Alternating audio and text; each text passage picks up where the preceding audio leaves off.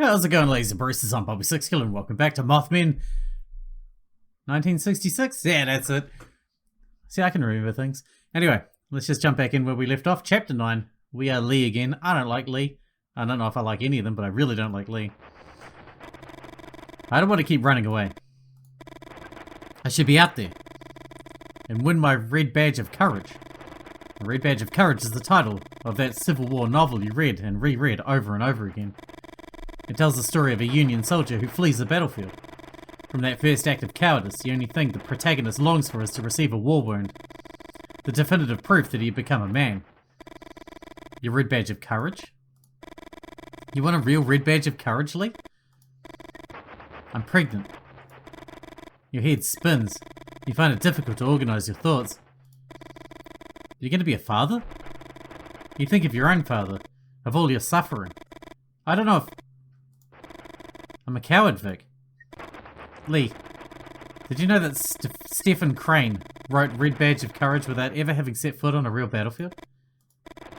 The first time you saw Lou, you wanted to twist his arm and bring him to his knees. Now you smile and put an arm on his shoulder. Thanks, Lou.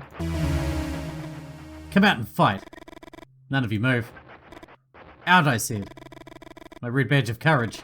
Lee, don't. Push? You push. Elsie rotates her shoulders and the rifle points at your chest. You hear a shot and you fall backwards. There you go, I got my Red Badge of Courage. Why are we fighting an old lady? You pull. Elsie rotates her shoulder and stumbles. The rifle points at the ceiling. Push. You push. Elsie loses her balance. The rifle points at her body. Pull. You pull. Elsie loosens her grip and you stumble. The rifle points at the ceiling. Elsie lunges at you with unbelievable force and makes the rifle point at you. And... oh my god. There's so much trial and error in these puzzles. Pull. Push. Push again. I killed an old woman. It wasn't Holt's grandmother, Lee. Her hands are shaking. You didn't fire the rifle. However, somehow you'd been able to feel the different endings. You know that in one of them, Elsie would be shot, and yet you didn't stop. Ah, she's alive. They shot me. The resilience of the possessed. You don't know why you're surprised. After all, Holt's grandmother is possessed by her own grandfather. A soldier who fought in the Civil War and was mowed down by a machine gun. The same machine gun whose bursts you now hear outside the gas station. Tearing apart creatures, not mentioned in any biology textbooks. Eat bullets, you sons of bitches!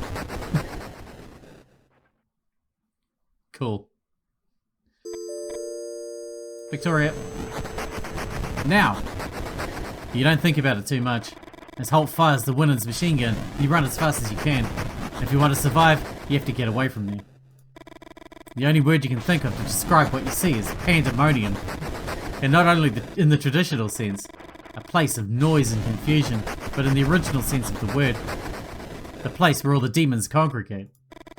Lee tries to make himself heard over the gunfire and the shrieks of the creatures. To your left, Vic. You feel jaws closing not far from your neck. You try to run faster. Get down! You duck down and feel the claws of a creature graze the back of your neck. You keep running. Right. A pigman tries to grab your arm, but you manage to get away. You're almost there. You get in the car and slam the door shut. You hear a knock and you jump in your seat. Let's go, let's go! Lee speeds up, and the pandemonium is soon behind you. What about Holt? You think about Lee's previous car. What a clunker. And now you know how Lee managed to buy a car like this one. Holt told you. Poor Holt. The Leonids, upright beasts, intrafamilial possession, experimental weapons, the Order of the Elves, Men in Black, and Mothmen. There they are, the topics of my next book. You touch your belly. With all that you suffered tonight, Lou's comment seems a bit inappropriate. You travel in silence for a few minutes.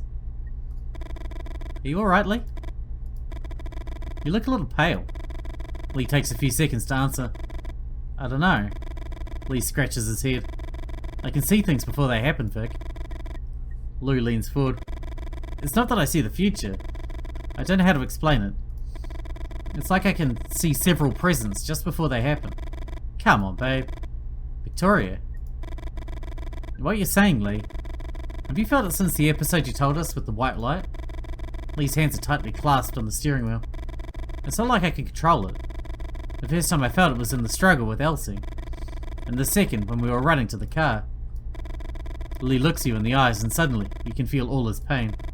And some of the presents, the creatures... Vic. Lee's voice breaks. The creatures... And he begins to cry. Lay a hand on Lee's shoulder. You feel him gradually calm down with the contact. You rest his head on your hand and you stroke his cheek. After a few minutes, you remove your hand and settle back in your seat.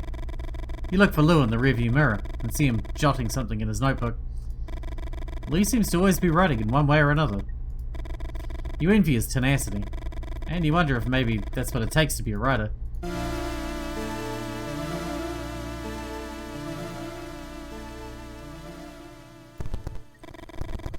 Lee steps on the brakes and opens the door on his side. Wait here. What happened?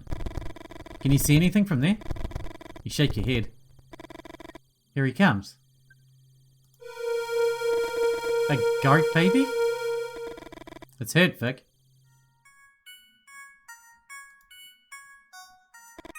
Okay. Although neither of you say anything, you think you know what you have to do. Lee kisses you on the mouth and starts the car. In the back seat, Lou clears his throat. I don't want to be anticlimactic, but the demonization of the goat, Pan, Satan as a male goat. You do know that there are records throughout history of bloody wars against goat men, don't you? The end? Oh man, this is a short episode, huh?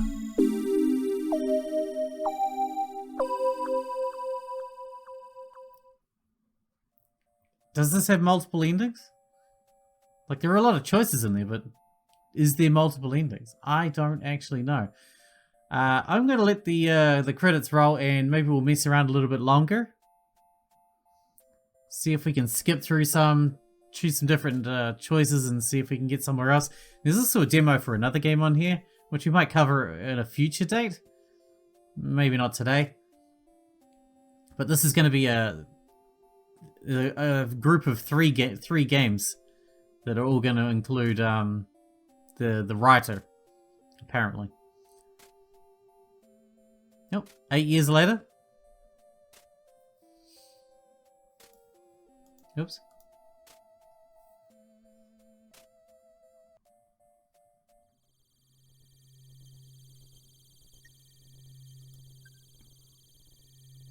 It's the Men in Black.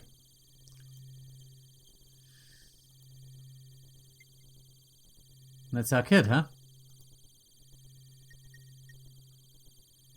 That's our goat boy? Our goat baby?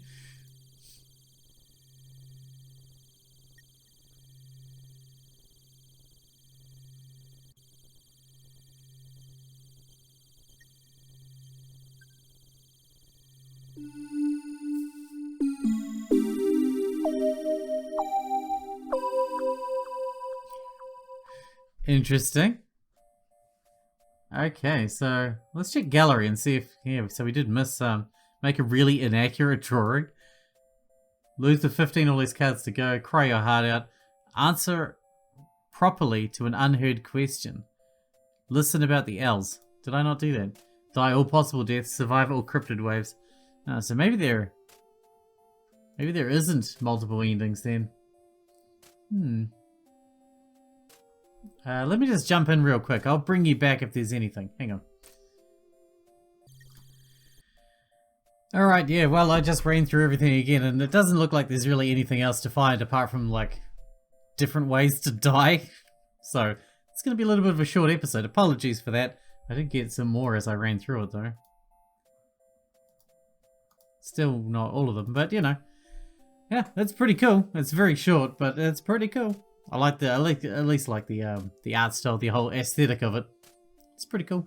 Anyway, hope you guys enjoyed it. Thanks for watching. Thanks for hanging out with me, and I'll see you in the next one.